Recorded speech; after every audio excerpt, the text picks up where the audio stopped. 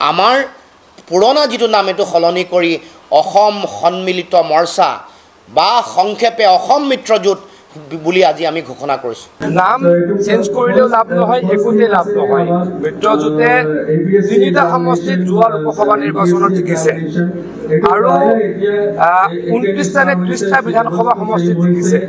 অসমৰ বিৰোধী ৰাজনৈতিক শক্তি আমি একত্ৰিত হৈ আছিলোঁ, ঐক্যবদ্ধভাৱে আছিলোঁ আৰু আপোনালোকে সকলোৱে জানে আমাৰ সকলো বিৰোধী ৰাজনৈতিক শক্তিৰ যিটো একত্ৰিত যিটো সত্তা এইটোক আমি বিৰোধী ঐক্যমঞ্চ অসম হিচাপে আমি ইতিমধ্যে আমি ঘোষণা কৰিছিলোঁ বা সকলোৱে জানে ইউনাইটেড অপজিশ্যন ফৰাম আছাম বুলি।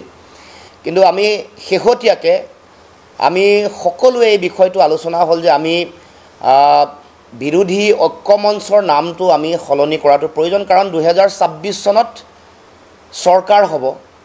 আমাৰ বিৰোধী ৰাজনৈতিক শক্তিৰ চৰকাৰ হোৱাটো 100% প্ৰায় নিশ্চিত আৰু তাৰ পূৰ্বানুমান ইতিমধ্যে ৰাইজে পাইছে। গতিকে আহি থাকিব লগা দিনসমূহত অসমত বিৰোধী শক্তিয়ে চৰকাৰ কৰিব আৰু আমি সেইকাৰণে আমাৰ নাম সলনি কৰিবৰ কাৰণে আমি সকলোৱে সিদ্ধান্ত গ্ৰহণ কৰোঁ আৰু সকলো ৰাজনৈতিক দলে আমাৰ বিৰোধীৰ সকলো ৰাজনৈতিক দলৰ মাজত আলোচনা বিলোচনা হোৱাৰ পাছত সকলোৰে এটা সৰ্বসন্মত সিদ্ধান্ত হৈছে আমি সকলোৱে এইবাৰ এই মিত্ৰত আমাৰ যিটো মিত্ৰজোঁট আছে, মিত্ৰজোঁটৰ নাম অসম সন্মিলিত মৰ্চা, সংক্ষেপে অসম মিত্ৰজোঁট হিচাপে ঘোষণা কৰিছোঁ। অসম সন্মিলিত মৰ্চা তাৰমানে অসম মিত্ৰজোঁট হিচাপে চিহ্নিত হ'ব বা অসম মিত্ৰজোঁট হিচাপে নামাকৰণ কৰিছোঁ আৰু ইয়াৰ মূল লক্ষ্যটোৱে হ'ল অসমৰ সুৰক্ষিত ভৱিষ্যত, আমাৰ অসমৰ মানুহৰ মাটি ভেটি, অসমৰ মানুহৰ স্বাভিমান, অসমৰ মানুহৰ অধিকাৰ, অসমৰ প্ৰতিটো জাতি জনগোষ্ঠীৰ ভাষা কৃষ্টি সংস্কৃতি সুৰক্ষিত কৰিবৰ কাৰণে আমি অসম সন্মিলিত মৰ্চাই সংক্ষেপে অসম মিত্ৰজোঁটে আহি থাকিব লগা দিনসমূহত আমি শক্তিশালী ৰূপত আমি আগবাঢ়ি যাম। সেই চিন্তাৰে অসম মিত্ৰজোঁটে নতুন নামেৰে, কাৰণ 26ৰ নিৰ্বাচনৰ আগত আমি সকলোৱে নতুন চিন্তা, নতুন উদ্যম, নতুন লক্ষ্যৰে আগবাঢ়ি যাবৰ কাৰণে সিদ্ধান্ত গ্ৰহণ কৰি মিত্ৰজোঁটে 3টা সমষ্টিত যোৱা লোকসভা নিৰ্বাচনত জিকিছে আৰু 29টা নে 30টা বিধানসভা সমষ্টিত জিকিছে। আমি জিকিছোঁ 93টা সমষ্টিত আৰু 11টা লোকসভা জিকিছোঁ। বিধানসভালৈকে যদি আপুনি হিচাপ কৰি দিয়ে আমি 96ত জিকিছোঁ।